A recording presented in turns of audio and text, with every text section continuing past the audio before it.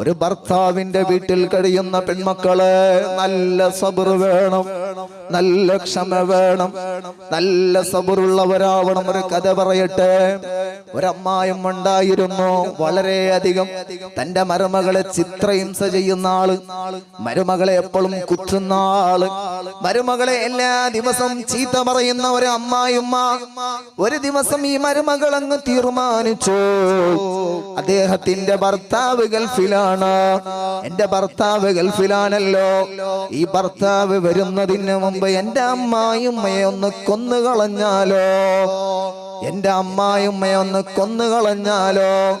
എങ്ങനെയാണ് കൊല്ലാനുള്ള വഴി? നേരെ ഒരു ഡോക്ടറുടെ സമീപത്തേക്ക് പോയി പറയുകയാണ്, എനിക്ക് വല്ലാണ്ട് തലവേദനിക്കുന്നുണ്ട്. ഡോക്ടർ പറഞ്ഞു, നിനക്കൊരു രോഗവുമില്ലല്ലോ, എല്ലാ ടെസ്റ്റുകളും നോർമലാണല്ലോ.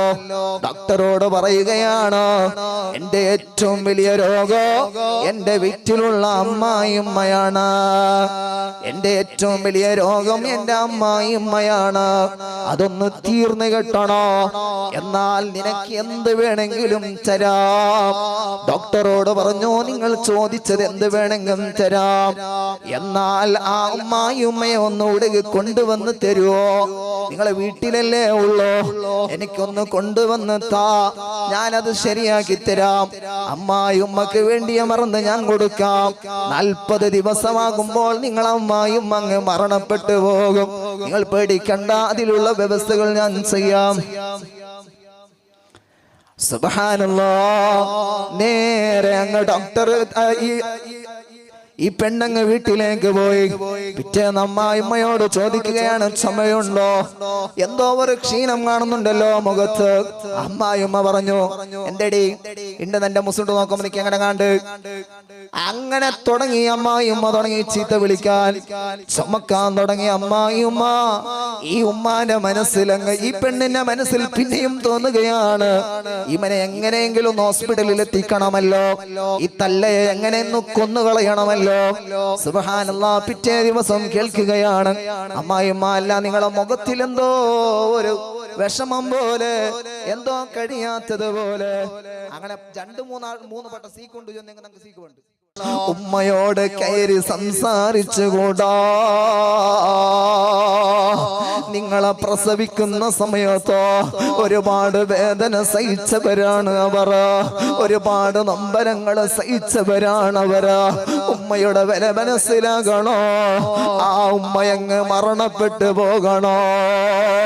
അതുകൊണ്ട് ഉമ്മമാരെ, നിങ്ങളെ മക്കൾ നല്ല മക്കളാകണോ? നിങ്ങളെ മക്കൾക്ക് നല്ല ഇൽമ കിട്ടണോ? നിങ്ങളെ മക്കൾ നല്ല സാലിഹീങ്ങളാകണോ? അതിനൊരൊറ്റ ഒരു വഴിയേ ഉള്ളൂ. സുബ്ഹി നിസ്കാരത്തിന് അല്പം മുമ്പൊന്ന് എഴുന്നേറ്റണോ, തഹജ്ജുദ് നിസ്കരിക്കണോ, എന്നിട്ട് 2 കൈയങ്ങ് ഉയർത്ത് നിങ്ങളെ മക്കൾക്കൊന്ന് ദുആ ചെയ്തുകൂടെ? എങ്ങനെയുള്ള ഉമ്മയാണെങ്കിലോ, മകൻ മുസ്ലിമാണ്, ഉമ്മ മുസ്ലിമത്തല്ല, അല്ലെങ്കിൽ മുസ്ലിം അല്ലാത്ത പേരധർമ്മത്തിൽപ്പെട്ട ആളാണ്, എന്നാലും ആ ഉമ്മയുടെ ദുആക്ക് ഇജാബത്തുണ്ട്. ഓ എന്റെ യുവാക്കളെ, ഒരൊറ്റ ഒരു സമയത്ത് പോലും ഉമ്മയുടെ മനസ്സ് വേദനിപ്പിച്ചുകൂടാ? നീ വരാതെ നിന്റെ ഉമ്മ ഉറങ്ങൂലടാ, നീ വരാതെ നിന്റെ ഉമ്മാക്ക് ഭക്ഷണം വേണ്ടടാ, നീ വരാതെ നിന്റെ ഉമ്മാന്റെ മനസ്സ് പെടക്കുകയാണടാ, നീ വരാതെ നിന്റെ ഉമ്മാന്റെ കൽബ് പടഞ്ഞുകൊണ്ടിരിക്കുകയാണടാ. കാരണം നിന്റെ നൊന്തുപെട്ട ഉമ്മയാണതാ. ചിലപ്പോ നിന്നോട് എന്തെങ്കിലും കാര്യം പറഞ്ഞാൽ നിനക്ക് ദേഷ്യം പിടിച്ചുകൂടാ, നിന്റെ മനസ്സിൽ വെറുപ്പ് വന്നുകൂടാ. കാരണം ആ ഉമ്മയുടെ ഖിദ്മത്ത് ചെയ്യാൻ നിനക്ക് കഴിയുന്നുണ്ടോ? എന്നാൽ റബ്ബിന്റെ കോടതിയിൽ നിനക്ക് വിജയിക്കാം, അള്ളാഹുവിന്റെ കോടതിയിൽ നിനക്ക് വിജയിക്കാം.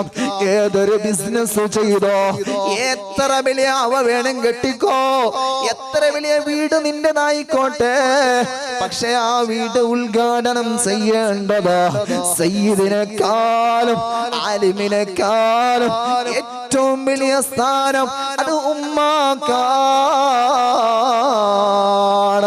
ഉമ്മയില്ലാത്ത ഒരു ജീവിതമില്ല. യുവാക്കളെ, ഇനി മുതലെങ്കിലും ഒന്ന് ചിന്തിച്ചുകൂടെ? 10 മണിക്ക് മുമ്പായി എന്റെ വീട്ടിലെത്തോ, എനിക്ക് വേണ്ടി കാത്തു നിൽക്കുന്ന ഒരു ജീവനുണ്ട്, അതാണ് എന്റെ ഉമ്മ. എനിക്ക് വേണ്ടി കാത്തു നിൽക്കുന്ന ഒരു ജീവനുണ്ട്, അതാണ് എന്റെ ഉമ്മ. ചെറിയ വേദന വന്നാൽ നിങ്ങളെ ഉമ്മയല്ലേ നിങ്ങൾ അടുത്തേക്ക് ഓടിച്ചെല്ലുന്നത്. ആ ഉമ്മയെ നല്ലോണം സ്നേഹിക്കണം. ഉമ്മയെയും ബാപ്പയെയും സ്നേഹിച്ചാൽ കിട്ടുന്നത് എന്താണ്? നിനക്ക് സമ്പത്ത് വേണോ? അല്ലാഹു സമ്പത്ത് തരുമട്ടോ. നിനക്ക് വീട്ടില് ബർക്കത്ത് വേണോ? ധാരാളം ബർക്കത്ത് നിന്റെ വീട്ടില് വരുവട്ടോ. അതെല്ലാം നീ ഉദ്ദേശിച്ച കാര്യങ്ങളൊന്ന് സഫലമാകണോ? അതെല്ലാം സഫലീകരിക്കാൻ ആ ഉമ്മയുടെയും ബാപ്പയുടെയും ദുആ വേണോ? ബാപ്പ കാണുമ്പോൾ ചിരിക്കുന്ന ആളല്ല, പക്ഷേ ഒരു പെൺകുഞ്ഞിനെ ആ ബാപ്പ കല്യാണം കഴിച്ചോ ഒരു ഭർത്താവിന്റെ കയ്യിലേക്ക് ഏൽപ്പിക്കുമ്പോ അന്നത്തെ രാത്രി ബാപ്പ ഉറങ്ങാറില്ല. പാപ്പാക്ക് ഉറക്കം വരുന്നില്ല. വളരെയധികം പെൺമക്കളങ്ങ് സൂക്ഷിക്കണം. വളരെയധികം പെൺമക്കളങ്ങ് സൂക്ഷിക്കണം. കാരണം പാപ്പയും അത് നിങ്ങളെ വലിയ സ്വത്തുക്കളാണ്. പാപ്പാന്റെ മനസ്സ് എന്റെ 18 വയസ്സ് വരെ എന്നെ കുഞ്ഞിനെ ഞാൻ പോറ്റി വളർത്തിയല്ലോ, കേട്ടതെല്ലാം ഞാൻ കൊടുത്തുവല്ലോ, എന്റെ വീട്ടിൽ സ്വതന്ത്രമായി നടന്നുവല്ലോ. ഇനരക്ക് എന്റെ കുഞ്ഞിന് ആരെങ്കിലും എന്തെങ്കിലും ചെയ്യുവോ? നിക്കാഹങ്ങ് ചെയ്തതിന്റെ ശേഷം ആ ബാപ്പ ഒന്ന് കൈപിടിച്ചങ്ങ് ഏൽപ്പിക്കുമ്പോ ബാപ്പങ്ങ് പൊട്ടിക്കറയുകയാണ്. മനസ്സറിഞ്ഞിട്ടുള്ള കരച്ചിലുകളാണ്. അല്ലെങ്കിൽ ബാപ്പ മരണപ്പെട്ടിട്ടുണ്ടെങ്കിലോ ആ കുടുംബത്തിലുള്ളവർ കരയുന്നത് എന്തിനാണ്? 4 പണ്ടാലല്ലേ പിന്നെ എന്തെങ്കിലും ഉൾപ്പിട്ടേ അതിനുണ്ടാവും ചിലർ സമാധാനാക്കുന്ന സ്റ്റൈൽ. എന്തൊക്കെ ബബിൾ പിട്ടേ 4 പണ്ടാല്. പിന്നീട് നിന്റെ ബന്ധം അങ്ങ് തീർന്നുപോയി. പിന്നെ നീ മരിച്ചെങ്കിൽ പോലും ആ മരിച്ചതിന് വേണ്ടി മറുപടി പറയാൻ, ആ മരിച്ച മയ്യത്ത് കാണാൻ നിന്റെ ഭർത്താവിന്റെ സമ്മതം വേണോ? ഭർത്താവിന്റെ സമ്മതമില്ലാതെ നിന്റെ മയ്യത്ത് കാണാൻ കഴിയൂല. അതാണ് ബാപ്പ. ഒരു ഭർത്താവിന്റെ വീട്ടിൽ കഴിയുന്ന പെൺമക്കളെ നല്ല സബർ വേണം, നല്ല ക്ഷമ വേണം, നല്ല സബറുള്ളവരാവണം. ഒരു കഥ പറയട്ടെ. ഒരമ്മായും ഉണ്ടായിരുന്നു, വളരെയധികം തന്റെ മരുമകളെ ചിത്രഹിംസ ചെയ്യുന്ന ആള്, മരുമകളെ എപ്പോഴും കുത്തുന്ന ആള്, മരുമകളെ എല്ലാ ദിവസവും ചീത്ത പറയുന്ന ഒരു അമ്മായിമ്മ. ഒരു ദിവസം ഈ മരുമകൾ അങ്ങ് തീരുമാനിച്ചു, അദ്ദേഹത്തിന്റെ ഭർത്താവ് ഗൾഫിലാണ്, എന്റെ ഭർത്താവ് ഗൾഫിലാണല്ലോ, ഈ ഭർത്താവ് വരുന്നതിന് മുമ്പ് എന്റെ അമ്മായിമ്മയെ ഒന്ന് കൊന്നുകളഞ്ഞാലോ, എന്റെ അമ്മായിമ്മയെ ഒന്ന് കൊന്നുകളഞ്ഞാലോ. എങ്ങനെയാണ് കൊല്ലാനുള്ള വഴി? നേരെ ഒരു ഡോക്ടറുടെ സമീപത്തേക്ക് പോയി പറയുകയാണ്, എനിക്ക് വല്ലാണ്ട് തലവേദനിക്കുന്നുണ്ട്. ഡോക്ടർ പറഞ്ഞു, നിനക്കൊരു രോഗവുമില്ലല്ലോ, എല്ലാ ടെസ്റ്റുകളും നോർമലാണല്ലോ. ഡോക്ടറോട് പറയുകയാണ്, എന്റെ ഏറ്റവും വലിയ രോഗം എന്റെ വീട്ടിലുള്ള അമ്മായിമ്മയാണ്, എന്റെ ഏറ്റവും വലിയ രോഗം എന്റെ അമ്മായിമ്മയാണ്, അതൊന്ന് തീർന്നു കിട്ടണോ? എന്നാൽ നിനക്ക് എന്ത് വേണമെങ്കിലും തരാം. ഡോക്ടറോട് പറഞ്ഞു, നിങ്ങൾ ചോദിച്ചത് എന്ത് വേണമെങ്കിലും തരാം, എന്നാൽ ആ അമ്മായിമ്മയെ ഒന്നുകൂടെ കൊണ്ടുവന്ന് തരുവോ? നിങ്ങളെ വീട്ടിലല്ലേ ഉള്ളൂ, എനിക്കൊന്ന് കൊണ്ടുവന്ന് താ, ഞാനത് ശരിയാക്കി തരാം. അമ്മായിമ്മക്ക് വേണ്ടിയ മറന്ന് ഞാൻ കൊടുക്കാം. 40 ദിവസമാകുമ്പോൾ നിങ്ങൾ അമ്മായിമ്മ അങ്ങ് മരണപ്പെട്ടു പോകും. നിങ്ങൾ പേടിക്കണ്ട, അതിലുള്ള വ്യവസ്ഥകൾ ഞാൻ ചെയ്യാം. സുബ്ഹാനല്ലാഹ്. നേരെ അങ്ങ് ഡോക്ടർ ഈ പെണ്ണങ്ങ് വീട്ടിലേക്ക് പോയി. പിറ്റേന്ന് അമ്മായിമ്മയോട് ചോദിക്കുകയാണ്, ചുമയുണ്ടോ? എന്തോ ഒരു ക്ഷീണം കാണുന്നുണ്ടല്ലോ മുഖത്ത്. അമ്മായിമ്മ പറഞ്ഞു, എന്തേടി ഇണ്ട് നിന്റെ മുസുണ്ട് നോക്കുമ്പോ നിക്ക് എങ്ങനെ കണ്ട്. അങ്ങനെ തുടങ്ങി അമ്മായിമ്മ തുടങ്ങി ചീത്ത വിളിക്കാൻ, ചുമക്കാൻ തുടങ്ങി അമ്മായിമ്മ. ഈ ഉമ്മാന്റെ മനസ്സിലങ്ങ്, ഈ പെണ്ണിന്റെ മനസ്സിൽ പിന്നെയും തോന്നുകയാണ്, ഇവനെ എങ്ങനെയെങ്കിലും ഹോസ്പിറ്റലിൽ എത്തിക്കണമല്ലോ, ഈ തല്ലയെ എങ്ങനെയെന്ന് കൊന്നുകളയണമല്ലോ.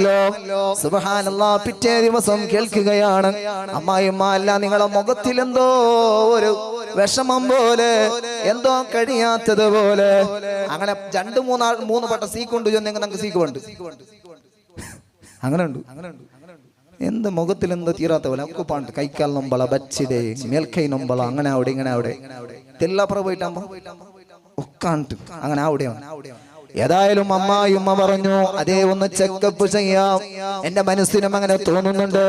ഈ പെണ്ണങ്ങ് സന്തോഷത്തോടെ തുള്ളിച്ചാടി നേരെ അമ്മായിമ്മയെ കൊണ്ടുവന്നു ഹോസ്പിറ്റലിലേക്ക്.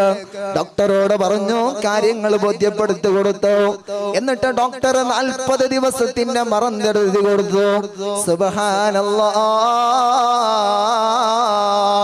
ഡോക്ടർ പറഞ്ഞു, ഈ മറന്ന് കൃത്യമായി 3 സമയത്ത് കൊടുക്കണോ.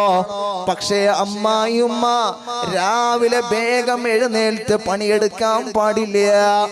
ഈ മറന്നങ്ങ് കുടിച്ചാൽ സുഖമാവും. അങ്ങനെ ഈ 40 ദിവസത്തിന്റെ മറന്നങ്ങ് എഴുതി കൊടുത്തു. സുബ്ഹാനല്ലാഹ്. 40 ദിവസമാകുമ്പോൾ ഈ തള്ളയങ്ങ് മരണപ്പെട്ടു പോകുമല്ലോ. മരുമകള് സന്തോഷത്തോട് വീട്ടിലേക്ക് ചെന്നു. വീട്ടിലതാ നല്ല വിരിപ്പങ്ങ് വിരിച്ചു കൊടുത്തു. തന്റെ അമ്മായിമ്മയെ ശുശ്രൂഷിക്കാൻ തുടങ്ങി. രാവിലെ 9 മണി വരെ കിടന്നുറങ്ങിയ മരുമകൾ അന്ന് രാവിലെ 6 മണിക്കങ്ങ് എഴുന്നേൽക്കുകയാണ്. അതേ, തന്റെ അമ്മായിമ്മക്ക് വേണ്ടി ഭക്ഷണങ്ങൾ ഉണ്ടാക്കി കൊടുക്കുകയാണ്. ഏകദേശം 40 ദിവസം കഴിയുമ്പോ ഈ മങ്ങ് മരണപ്പെട്ടു പോകുമല്ലോ. ആ സന്തോഷത്തോടെ ഭക്ഷണങ്ങൾ ഉണ്ടാക്കി കൊടുക്കുന്നുണ്ട്. അമ്മായിമ്മ ഉറക്കിലിരുന്നേക്കുമ്പോ നേരെ കൊണ്ടുപോയി ഭക്ഷണങ്ങൾ വെക്കുന്നുണ്ട്. വേണ്ടിയ എല്ലാ ശുശ്രൂഷം ചെയ്യാൻ വേണ്ടിയുള്ള ഔഷധങ്ങൾ വെക്കുന്നുണ്ട്. അമ്മായിമ്മക്ക് വളരെ സന്തോഷമുണ്ട്. ഉച്ചക്കും കൊടുക്കുന്നുണ്ട്, അസ്ർ സമയത്ത് കൊടുക്കുന്നുണ്ട്. 2 ദിവസമായി. 3-ാമത്തെ ദിവസമാകുമ്പോ സുബ്ഹാനല്ലാഹ്, അവിടുന്ന് ഒരു വിളിയാളം കേൾക്കുകയാണ്, മോളെ നീ എഴുന്നേൽക്കില്ലേ? ഇന്ന് വരെ വിളിക്കാത്ത അമ്മായിമ്മ വിളിക്കുകയാണ്, മോളെ ഒന്ന് എഴുന്നേൽക്കില്ലേ? അപ്പോഴാണ് ഈ പെണ്ണിന്റെ മനസ്സങ്ങ് പിടക്കുന്നത്. ഓ, എന്നെ ഇപ്പൊ മോള് വിളിക്കാൻ മനസ്സ് തോന്നിയില്ലേ? ഇനൊരു 33 ദിവസമല്ലേ, നീ അന്ന് തീർന്നു കിട്ടൂലേ? അങ്ങനെ 7 ദിവസങ്ങൾ കഴിയുകയാണ്. 7-ാമത്തെ ദിവസം ഈ മരുമകളങ്ങ് ഉറങ്ങിപ്പോയി. 9 മണി വരെ ഈ മരുമകളങ്ങ് ഉറങ്ങിപ്പോയി. അമ്മായിമ്മ വേഗം എഴുന്നേറ്റു. എന്നിട്ട് നല്ല ഭക്ഷണങ്ങൾ ഉണ്ടാക്കി മരുമകളെ മുമ്പിൽ വെച്ചു കൊടുത്തു. എന്നിട്ട് പറഞ്ഞു, മോളെ വളരെ ക്ഷീണിതനായി ഞാൻ നിന്നെ കണ്ടു, അതുകൊണ്ടാണ് ഞാൻ നിന്നെ ഉണർത്താത്തത്. എന്റെ മകളങ്ങ് ഭക്ഷണം കഴിച്ചോ? ഇതങ്ങ് പറയുമ്പോ ഇവരുടെ മനസ്സങ്ങ് തളറുകയാണ്. 7 ദിവസങ്ങൾ കഴിഞ്ഞു, 10 ദിവസങ്ങളായി, ദിവസം 20ആയി. 20-ാമത്തെ ദിവസം വളരെയധികം മാറ്റം കാണുന്നുണ്ട്. മോളെ വിട്ട് അമ്മായിമ്മക്ക് ജീവിക്കാൻ കഴിയുന്നില്ല. അമ്മായിമ്മയെ വിട്ട് മകൾക്ക് ജീവിക്കാൻ കഴിയുന്നില്ല. മരുമകളും മോളും അതുപോലെ തന്നെ അമ്മായിമ്മയും വളരെ അറ്റാച്ച്മെന്റ് ആണ്. ഇപ്പോൾ 21-ാമത്തെ ദിവസം ഓടിച്ചെല്ലുന്നു. ഡോക്ടർ അടുത്തേക്ക് ഓടുകയാണ്. ഡോക്ടറെ മറന്ന് നിർത്തിക്കോട്ടെ,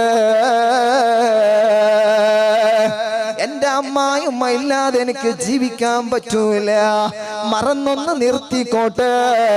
എങ്ങനെങ്കിലും എന്റെ അമ്മായിമ്മ എനിക്ക് തിരിച്ചു വേണം.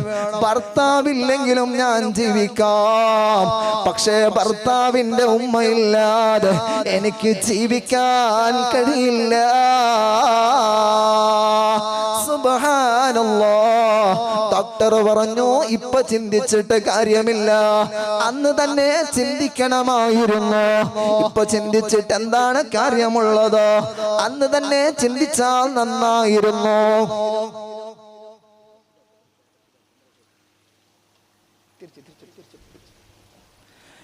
ഡോക്ടറുടെ അടുത്ത് നിന്ന് തിരിച്ചു വരുമ്പോ ഡോക്ടർ പറഞ്ഞു 40 ദിവസമല്ലേ പറഞ്ഞത്, കണ്ടിന്യൂസ് ആയിട്ട് 40 ദിവസം മറന്നു കൊടുക്കണം. സുബ്ഹാനല്ലാഹ്, പിന്നെയും മറന്നു കൊടുക്കുമ്പോ ഈ പെണ്ണിന്റെ മനസ്സ് വേദനിക്കുന്നുണ്ട്. ദിവസം 30 ആകുന്നുണ്ട്. 31 ദിവസങ്ങൾ കഴിഞ്ഞു. 35ാമത്തെ ദിവസം 5 ദിവസങ്ങൾ മാത്രമേ ബാക്കിയുള്ളൂ. എന്റെ അമ്മായിയമ്മയെ കാണാൻ കഴിയില്ലല്ലോ. അമ്മായിയമ്മാന്റെ മടിത്തട്ടിൽ തല വെച്ച് കിടക്കുന്നുണ്ട്. പിരിഞ്ഞു പോകാൻ മനസ്സ് വരുന്നില്ല. 37ാമത്തെ ദിവസം ഡോക്ടർ അടുത്തേക്ക് പോവുകയാണ്. അല്ലയോ ഡോക്ടറെ, 3 ദിവസം അങ്ങ് കഴിഞ്ഞാൽ എന്റെ അമ്മായിയമ്മ മരണപ്പെട്ടു പോകുമെന്നതാണ് എന്റെ പേടി. ഒന്ന് ശരിപ്പെടുത്തി തരൂ, എന്റെ സ്വർണങ്ങൾ മുഴുവനും തരാം, എന്റെ സമ്പത്ത് മുഴുവനും നിങ്ങൾക്ക് തരാം. ഡോക്ടർ ചിരിച്ചുകൊണ്ട് പറയുകയാണ്, മോളെ 3 ദിവസമല്ല, എത്ര ദിവസം കഴിഞ്ഞാലും ഞാൻ മരിപ്പിക്കുന്ന മലക്കല്ല. നിന്നെ ഒന്ന് പരീക്ഷിച്ചതാണ്. രോഗം നിന്റെ അമ്മായിക്കല്ല, രോഗം നിനക്കാണ്. ശരിയാകേണ്ടവള് നീയാണ്. നീ ഒന്ന് രാവിലെ വേഗം എഴുന്നേൽക്കുമ്പോ, രാവിലെ അങ്ങ് വേഗം എഴുന്നേൽക്കുന്ന സമയത്ത് നിന്റെ അമ്മായിമാന്റെ മനസ്സങ്ങ് കുളിർന്നു. ആ ഉമ്മ എന്ന വാക്ക് പറയുമ്പോ, ആ ഉമ്മാക്ക് വേണ്ടി ഭക്ഷണങ്ങൾ ഉണ്ടാക്കി കൊടുക്കുമ്പോ, ആ ഉമ്മാക്ക് വേണ്ടിയ വിഭവങ്ങൾ ഉണ്ടാക്കി കൊടുക്കുമ്പോ പരസ്പരം ഇങ്ങനെ സ്നേഹം കൂടി വന്നു. ഞാൻ ചികിത്സിച്ചത് നിന്റെ അമ്മായിയമ്മയല്ല, ഞാൻ ചികിത്സിച്ചത് നിന്നെയാണ്. അതുകൊണ്ട് സൂക്ഷ്മതയോട് ജീവിക്കണേ. ഡോക്ടറോട് നന്ദി പറഞ്ഞു. പിന്നീട് നല്ല നിലക്കങ്ങ് ജീവിച്ചു. വളരെയധികം ക്ഷമയോട് ജീവിക്കണോ, നല്ല സബർ വേണോ. രാവിലെ കല്യാണം കഴിച്ചു പോകുന്ന പെൺമക്കളുണ്ടല്ലോ, നിങ്ങളുടെ ഭർത്താവിന്റെ വീട്ടിലുള്ള കാര്യങ്ങളോ ഒരു കാരണവശാലും നിങ്ങളുടെ വീട്ടിൽ വന്ന് പറഞ്ഞുകൂടാ. നിങ്ങളെ പെങ്ങമാർ നിങ്ങൾക്ക് സപ്പോർട്ടാക്കോ, നിങ്ങളുടെ ഉമ്മ നിങ്ങൾക്ക് സപ്പോർട്ടാക്കും, ശരി തന്നെയാണ്. പക്ഷേ നിന്റെ ജീവിതം അത് തകരാറാവാൻ കാരണമായി തീരും. അതുകൊണ്ട് എല്ലാം അവിടെയുണ്ടായ കാര്യങ്ങൾ മുഴുവനും ഇവിടെ വന്ന് പറഞ്ഞുകൂടാ. മുഅ്മിനീങ്ങളെ, ഞാൻ പറഞ്ഞു വന്ന വിഷയത്തിലേക്ക് മടങ്ങട്ടെ. ഉമ്മയോട് നല്ല നിലക്കുള്ള സ്നേഹം വേണം. അതുപോലെ അമ്മായിയമ്മയോടും നല്ല നിലക്കുള്ള സ്നേഹം വേണം. ഏട്ടന്റെ ഭാര്യയെയും സ്നേഹിക്കണം, പെങ്ങളെ സ്നേഹിക്കുന്നത് പോലെ സ്നേഹിക്കണം. യുവാക്കളെ, 10 മണിയാകുന്നതിന് മുമ്പ് വീട്ടിലേക്ക് എത്തണോ. എല്ലാ കാര്യങ്ങളും ഒരു സൈഡിൽ മാറി വെക്കണോ. നല്ല നിലയ്ക്ക് മക്കളെ സ്നേഹിക്കണോ. മക്കൾക്ക് നല്ല ഭക്ഷണങ്ങൾ ഉണ്ടാക്കി കൊടുക്കുന്നത് പോലെ നല്ല സിസ്റ്റം അങ്ങ് പഠിപ്പിച്ചു കൊടുക്കണോ.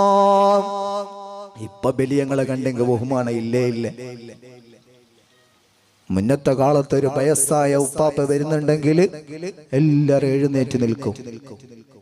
ഉമ്മാമ പണ്ടെങ്കിൽ അച്ചുമ്മ വന്നേ എഞ്ചു നിൽക്കും.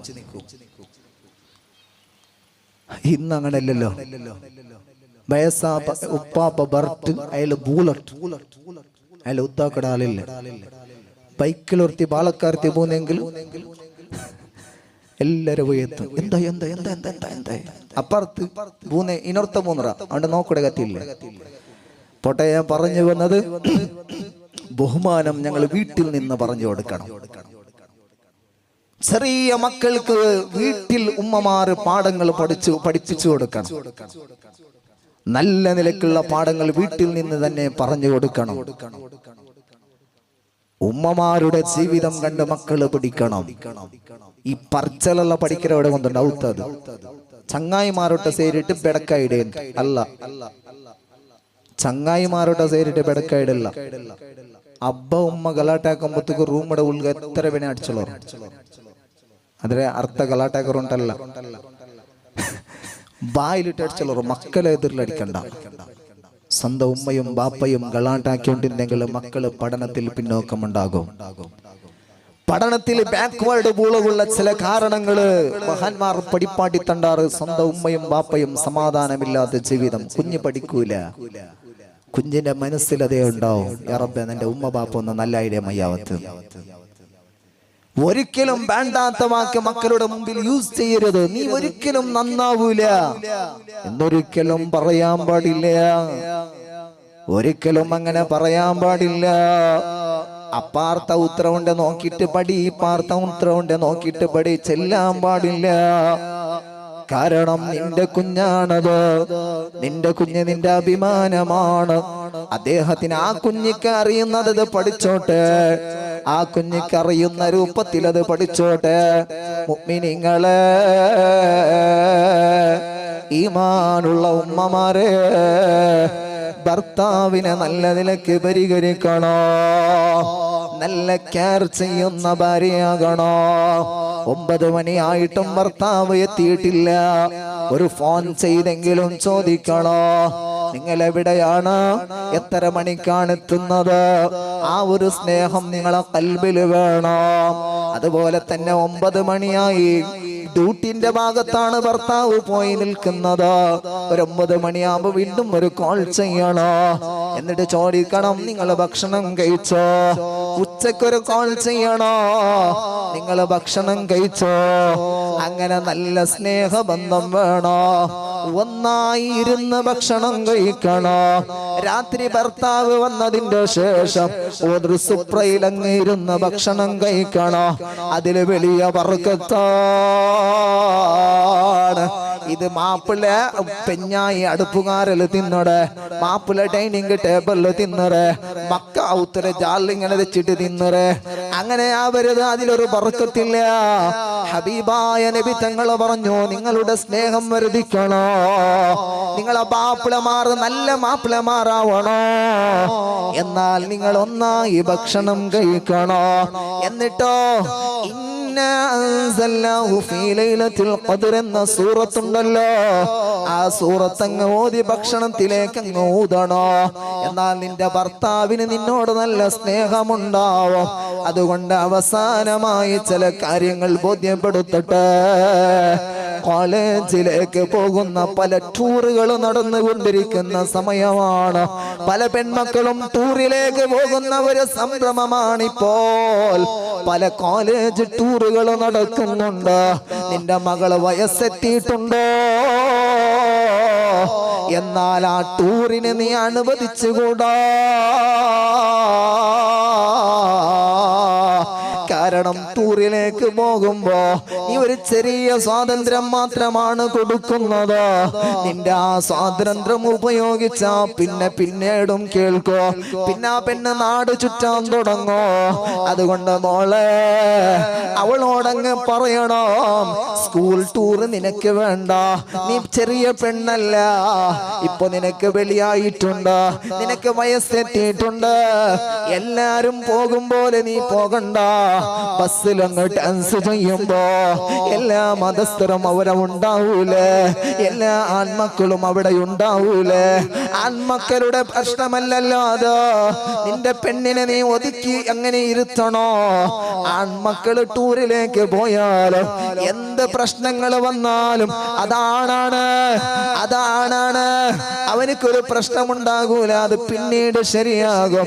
പെൺമക്കൾ അങ്ങനെയല്ല, അതൊരു ഗ്ലാസ് പോലെയാണ്, കുപ്പിന്റെ ഗ്ലാസ് പോലെയാണ്. വളരെയധികം സൂക്ഷിക്കണം. കുപ്പിയുടെ ഗ്ലാസ് അങ്ങ് പൊട്ടിപ്പോയാലോ പിന്നീടേക്കങ്ങ് പ്ലാസ്റ്റർ ഇട്ടോ, എന്നിട്ട് വെള്ളമൊഴിച്ചോ, എന്നാലും അവിടെ അങ്ങ് മാനം പോവൂലേ, അതിൽ നിന്ന് വെള്ളം അങ്ങ് പോവൂലേ. മുഅ്മിനീങ്ങളെ, നിങ്ങളെ ഭർത്താവല്ലാതെ മറ്റൊരുത്തനോട് കുഞ്ഞു കൊയഞ്ഞ് സംസാരിച്ചുകൂടാ. നിന്റെ ശരീരം അത് നിന്റെ ഭർത്താവിനുള്ളതാണ്, നിന്റെ എല്ലാം അത് നിന്റെ ഭർത്താവിനുള്ളതാണ്. നിന്റെ മഫ്തയും പർദയും അത് ഇസ്ലാം എന്തിനാണ് ആക്കി വെച്ചതോ? നിന്റെ ഭർത്താവിന്റെ മുമ്പിൽ നീ എങ്ങനെ വേണമെങ്കിലും നടന്നോ, ഏത് നിലക്കുള്ള വസ്ത്രം വേണമെങ്കിൽ അണിഞ്ഞോ, എത്ര വേണമെങ്കിലും സംസാരിച്ചോ. പക്ഷേ ഭർത്താവിന്റെ പെർമിഷൻ ഇല്ലാതെ മറ്റൊരുത്തനോട് സംസാരിച്ചുകൂടാ, ഹറാമിലേക്ക് ചാടിക്കൂടാ, ഹറാം കണ്ടുകൂടാ, ഹറാം കേട്ടുകൂടാ.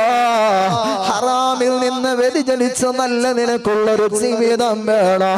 നല്ല നിലക്കൊരു മുഅ്മിനായി മുഅ്മിനത്തായി ജീവിക്കണം. റബ്ബ് തുണക്കട്ടെ, അല്ലാഹു അതിന് തൗഫീഖ് നൽകട്ടെ.